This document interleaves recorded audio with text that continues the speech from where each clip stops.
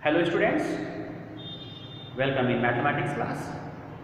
Here I am Ven Kumar Sinha, Department of Mathematics from Harvard Vidyapeeth Chhapra. Dear student, in this class we will continue the chapter probability. In previous class we had learned some basic concepts of probability.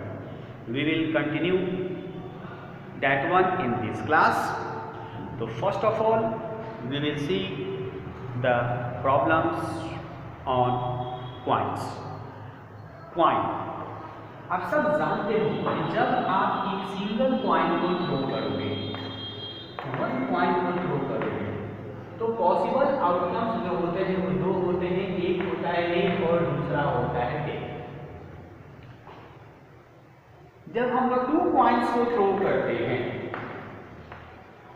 तो possible outcomes की संख्या, possible outcomes क्या क्या होते हैं, तो वो होता है HH, HT, TH and TT। वैसे ही जब हम लोग थ्री कॉइन्स को थ्रो करते हैं तो पॉसिबल आउटकम्स क्या होंगे, तो यहाँ पर आप कंफ्यूज हो जाते हो। जब टू कॉइन की संख्या होती है तो आप बहुत आसानी से पॉसिबल आउटकम्स बता देते हो। वन कॉइन होता है तो भी आप पॉसिबल आउटकम्स बता देते हो, लेकिन थ्री कॉइन्स में कंफ्यूजन होता है। तो इसे हम लोग आज कॉइन ट्री के द्वारा समझेंगे। सबसे पहले कॉइन वन को जब हम लोग थ्रो करते हैं, वन कॉइन को, तो आपने कहा कि head and tail two possible outcomes होंगे सर। जब हम लोग टू कॉइन्स को थ्रो करते हैं तो फिर यहाँ से एक ऐसे हम लोग ले लेंगे H and T, H stand for head and T stand for tail. इस तरह से टू कॉइन्स के केसेस में HH जो कि है, HT आपने बताया, TH भी है आपने बताया, एंड TT है। लेकिन थ्री कॉइन्स में जब आप से पूछा जाता है तो आप फंस जाते हो। तो इसको डील करने के लिए हम लोग यहाँ पर फिर ये कॉइन भी लेकर चलेंगे। इस तरह से HT, HT, HT, HT। तो यहाँ पर हम आते हैं तो HHH यानी कि triple H, then HHT, then HTH, then HTT, फिर THH, then THT, then TTH, TTH, and finally TT and T। तो इस तरह से आपने देखा कि टू कॉइन्स के केस में टोटल पॉसिबल आउटकम्स की संख्या वन कॉइन के केस में, टू कॉइन्स के केसेस में टोटल पॉसिबल आउटकम्स की संख्या हो जाती है 4, थ्री कॉइन्स के केसेस में पॉसिबल आउटकम्स की संख्या हो जाती है 8। और इस तरह से हम सिंपल स्पेस को लेते हैं। तो जब भी आपके पास क्वेश्चन हो थ्री कॉइन से रिलेटेड, तो आप सिंपल स्पेस को बनाने के लिए ये जो है कॉइन ट्री, इसको आप ड्रॉ कर लेंगे। तो इस तरह से आप कभी भी क्वेश्चंस में फंसेंगे नहीं। अब यहाँ पर एक क्वेश्चन थ्रो होता है। यदि ऑब्जेक्टिव क्वेश्चन हो और क्वेश्चन ये कह रहा हो कि find what is the total number of outcomes when 5 coins are thrown simultaneously. Question फिर से मैं रिपीट कर रहा हूँ, what is the total number of outcomes when 5 coins are thrown simultaneously. तो अब आप यहाँ पे फंस जाओगे। आप कहोगे कि सर ने 3 कॉइन्स का बताया, 4 कॉइन्स का सिंपल स्पेस ऐसे ही लोगे तो आपका टाइम काफ़ी अधिक किलिंग होगा। फिर 5 कॉइन को लेकर ट्री बनाओगे, सारे का सिंपल स्पेस लिखोगे और फिर जाकर आप क्या करोगे, फिर जाकर आप वहाँ पर उसके नंबर को काउंट करोगे। इसका सबसे सिंपल प्रोसेस क्या होगा, आप याद रखिएगा 2 to power n, where n equal to number of coins. अगर कॉइन की संख्या 1 हुआ तो 2 का पावर 1 यानी कि नंबर ऑफ आउटकम्स 2 हो गए टोटल। पॉइंट की संख्या 2 हो गए, 2 का power 2 that means 4, total outcomes यहाँ पर 4 हो गए। पॉइंट की संख्या 3 हो गई, 2 का पावर 3 दैट मीन्स 8, पॉइंट की संख्या टोटल पॉसिबल आउटकम्स 8 हो गए। वैसे ही 5 होगा तो 2 का पावर 5, 2 को 5 टाइम्स लिखकर मल्टीप्लाई करेंगे और रिजल्ट तक पहुँच जाएंगे 32। तो इस तरह से आप इसको ध्यान में रखेंगे तो ये आपके लिए हमेशा फायदेमंद रहेगा। सिर्फ क्लास 10th, 9th या 8 और 7th नहीं, फॉर एवर कंपटीशन में भी आप इस तरह के क्वेश्चंस को आसानी से कम समय में डील कर सकते हैं। नाउ अब हम लोग आते हैं डाई पर। तो आप सब जानते हो कि जब सिंगल डाई सिंगुलर फॉर्म होता है और हम लोग जो प्रायः जो बोलचाल की भाषा में डाइस डाइस डाइस लर्न करते हैं, बोलते हैं, वो प्लूरल फॉर्म ऑफ डाई होता है, जो कि गलत होगा। तो जब आप वन डाई को थ्रो करते हो तो सिंपल स्पेस भी आपके पास 1 2 3 4 5 6 ये सिंपल स्पेस हुआ।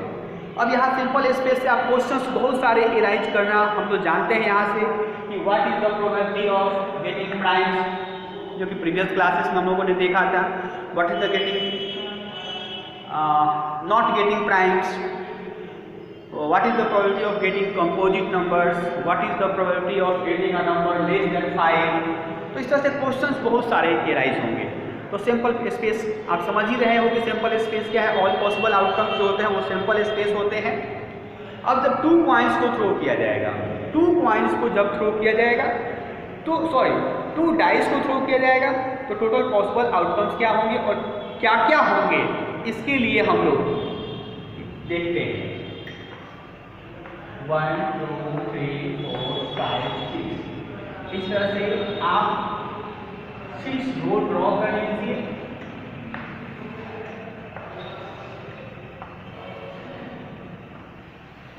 देन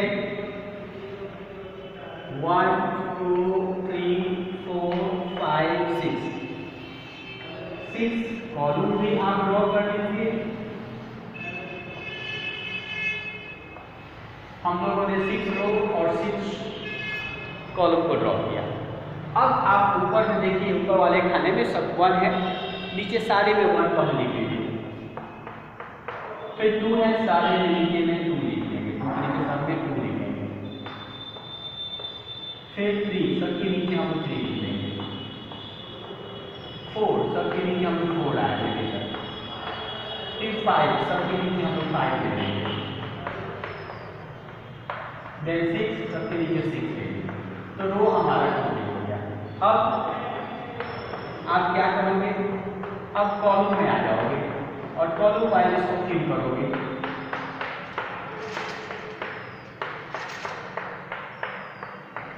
यहाँ 1 है, सारे कॉलम में 1 पुट कीजिए। फिर 2 है, सारे कॉलम नंबर 2 को पुट करेंगे। 3 है, सारे कॉलम में 3 को लेकर चलेंगे। 4 है, वैसे ही सभी नंबर 4 को पुट अप कर देंगे। देन 5 है, सब में 5 एंड सिमिलरली सारे में हम लोग 6 को भी ले लेंगे। इस तरह से आप देखोगे तो total possible number of outcomes की संख्या 36 हो गए। अब यहाँ से जो क्वेश्चंस होंगे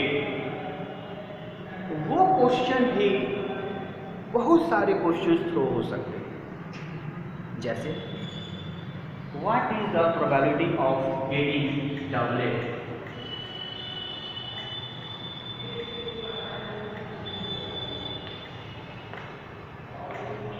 मीन्स डबलेट यानी कि दोनों ही फेस पर सेम डिजिट हो, जैसे 1 1 2 2 3 3 4 4 5 5 6 6। तो टोटल पॉसिबल आउटकम 6 हो गए, 6/36 यानी कि 1/6। वैसे ही what is the probability of getting a number, getting a sum 10, जोड़ने पर 10 आ गया। तो देखोगे जोड़ने पर 10 यहाँ पर, फिर यहाँ पर आ रहा है और यहाँ पर। इस तरह से probability of getting sum 10 is equal to 1 2 3 cases हो रहे हैं तो 3/36, इस तरह से 1/12। तो आप ऐसे इसको फाइंड करेंगे। फिर what is the probability of getting 1, अब 1 कितने टाइम्स आए हैं, तो 1 देखिए 1 इस तरह से टोटल 6 हो गए, फिर 7 8 9 10 11, तो किसी भी डिजिट का प्रोबेबिलिटी आने की संभावना 11 होगा। इस तरह से 11/36। एग्जैक्ट 1 1 यानी कि सिर्फ एक ही बार 1 आया हो तो उसमें इसको छोड़ देंगे, तो 5 और ये 5 10/36, फिर उसको सिंपलेस्ट फॉर्म में कर लेंगे। तो हम लोग यहाँ पर देख रहे हैं कि टोटल आउटकम्स जब हमारे पास है, that means total sample space हमारे पास है, तो क्वेश्चंस इससे रिलेटेड जितने भी क्वेश्चंस होंगे हम यहाँ टेबल को ऑब्जर्व कर कर उसका रिप्लाई दे सकते हैं। तो आज की क्लास में इतना ही, हम लोग फिर मिलेंगे नेक्स्ट क्लास में। Thank you.